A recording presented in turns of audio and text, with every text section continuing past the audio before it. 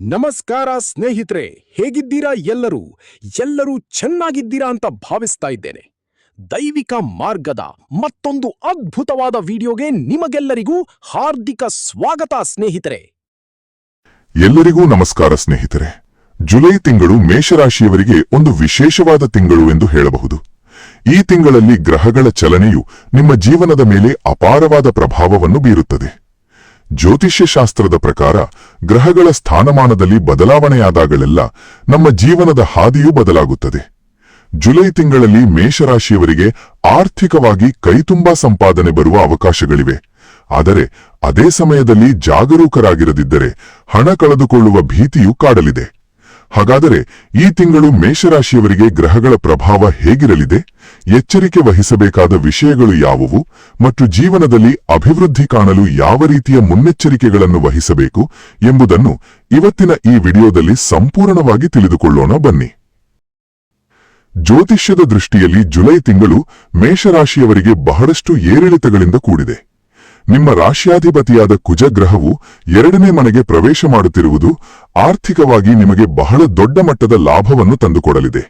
ಆದರೆ ಈ ಸಮಯದಲ್ಲಿ ನೀವು ಅತಿಯಾದ ಆತ್ಮವಿಶ್ವಾಸದಿಂದ ಯಾವುದೋ ಹೊಸ ವ್ಯಾಪಾರ ಅಥವಾ ಹೂಡಿಕೆಯಲ್ಲಿ ಕೈ ಹಾಕಿ ಇದ್ದ ಕೆಲಸವನ್ನು ನಿರ್ಲಕ್ಷ್ಯ ಮಾಡಬಾರದು. ಹಣ ಬರುವ ದಾರಿಗಳು ಹೆಚ್ಚಾದಾಗ ಅದನ್ನು ಉಳಿತಾಯ ಮಾಡುವ ಕಡೆಗೆ ನೀವು ಹೆಚ್ಚು ಗಮನ ಹರಿಸಬೇಕು. ಇಲ್ಲವಾದರೆ ಬಂದ ಹಣ ಕೈಬಿಟ್ಟು ಹೋಗುವ ಸಾಧ್ಯತೆ ಹೆಚ್ಚಿರುತ್ತದೆ. ಇನ್ನು ಸೂರ್ಯ ಮತ್ತು ಬುಧ ಗ್ರಹಗಳ ಸಂಚಾರವು ನಿಮ್ಮ 3ನೇ ಮನೆಯಲ್ಲಿರುವುದರಿಂದ ಭೂಮಿ ಅಥವಾ ರಿಯಲ್ ಎಸ್ಟೇಟ್ ಸಂಬಂಧಿತ ವ್ಯವಹಾರಗಳಲ್ಲಿ ತೊಡಗಿರುವವರಿಗೆ ಈ ತಿಂಗಳು ಶುಭ ಫಲಗಳನ್ನು ನೀಡಲಿದೆ. ಸ್ವಂತ ಭೂಮಿ ಖರೀದಿಸಲು ಅಥವಾ ಮಾರಾಟ ಮಾಡಲು ಇದು ಉತ್ತಮ ಸಮಯವಾಗಿದೆ. ಆದರೆ ಬುಧ ಗ್ರಹದ ಹಿಮ್ಮುಖ ಚಲನೆಯಿಂದಾಗಿ ವ್ಯಾಪಾರದಲ್ಲಿ ಸಣ್ಣಪುಟ್ಟ ಏರುಪೇರುಗಳು ಸಹಜವಾಗಿರುತ್ತವೆ. ಈ ಸಮಯದಲ್ಲಿ ಯಾವುದೇ ದೊಡ್ಡ ರಿಸ್ಕ್ ತೆಗೆದುಕೊಳ್ಳಲು ಹೋಗಬೇಡಿ.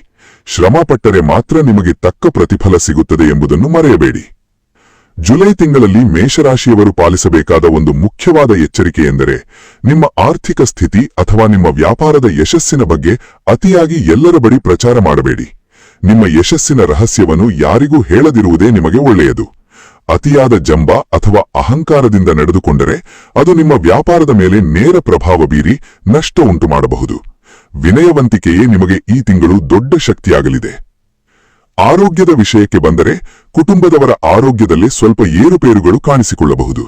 ವಿಶೇಷವಾಗಿ ನಿಮ್ಮ ಸಂಗಾತಿಯ ಆರೋಗ್ಯದ ಕಡೆಗೆ ನೀವು ಹೆಚ್ಚಿನ ಗಮನ ಹರಿಸಬೇಕಾಗುತ್ತದೆ. ಮನೆಯಲ್ಲಿನ ಸಣ್ಣಪುಟ್ಟ ವೈಮನಸ್ಯಗಳನ್ನು ಮಾತುಕತೆಯ ಮೂಲಕವೇ ಬಗೆಹರಿಸಿಕೊಳ್ಳಿ.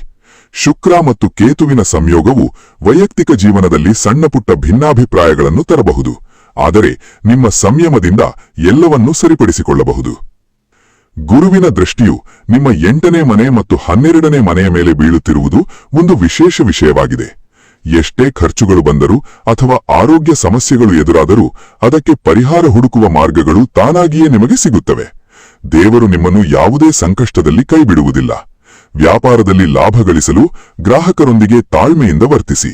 ಸೌಮ್ಯವಾದ ಮಾತೇ ನಿಮಗೆ ಹೆಚ್ಚಿನ ಲಾಭ ತಂದುಕೊಡುತ್ತದೆ. ಈ ತಿಂಗಳು ನೀವು ಮಾಡಬೇಕಾದ ಅತ್ಯಂತ ಪ್ರಮುಖವಾದ ಪರಿಹಾರವೆಂದರೆ ಪ್ರತಿದಿನ ಹನುಮಾನ್ ಚಾಲೀಸಾವನ್ನು ಪಠಿಸುವುದು ಅಥವಾ ಕೇಳುವುದು. ಹನುಮಂತನ ಭಕ್ತಿಯು ನಿಮಗೆ ಧೈರ್ಯವನ್ನು ತುಂಬುತ್ತದೆ ಮತ್ತು ಕೆಟ್ಟ ದೃಷ್ಟಿ ಅಥವಾ ಶತ್ರುಗಳ ಕಾಟದಿಂದ ರಕ್ಷಣೆ ನೀಡುತ್ತದೆ.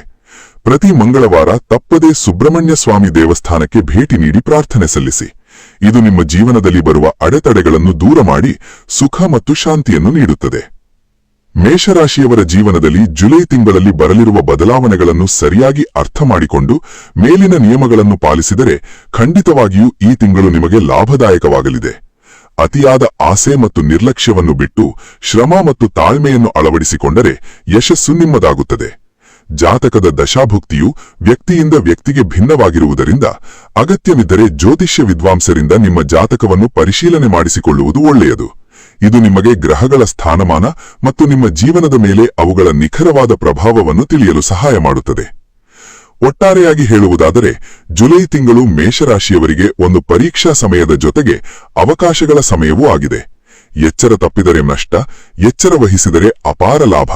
ನಿಮ್ಮ ಹಣೆಬರಹವನ್ನು ಬದಲಾಯಿಸಿಕೊಳ್ಳುವ ಶಕ್ತಿ ನಿಮ್ಮ ಶ್ರಮ ಮತ್ತು ಭಕ್ತಿಯಲ್ಲಿದೆ. ನಿರಂತರವಾಗಿ ಭಗವಂತನ ನಾಮಸ್ಮರಣೆ ಮಾಡುತ್ತಾ ಧೈರ್ಯದಿಂದ ಮುನ್ನಡೆಯಿರಿ. ಈ ಜುಲೈ ತಿಂಗಳ ವಿಶೇಷ ಮಾಸ ಭವಿಷ್ಯದ ಮಾಹಿತಿ ನಿಮಗೆ ಇಷ್ಟವಾದರೆ ತಪ್ಪದೇ ಈ ವಿಡಿಯೋಗೆ ಲೈಕ್ ಮಾಡಿ. ನಿಮ್ಮ ಸ್ನೇಹಿತರು ಮತ್ತು ಕುಟುಂಬದವರೊಂದಿಗೆ ಈ ವಿಡಿಯೋವನ್ನು ಶೇರ್ ಮಾಡಿ. ಮುಂದಿನ ಬಾರಿ ಮತ್ತೊಂದು ವಿಶೇಷ ದೈವ ಮಾಹಿತಿಯೊಂದಿಗೆ ನಮ್ಮ ಪೇಜ್ ಮೂಲಕ ಭೇಟಿಯಾಗೋಣ. ಧನ್ಯವಾದ ಸ್ನೇಹಿತರೆ.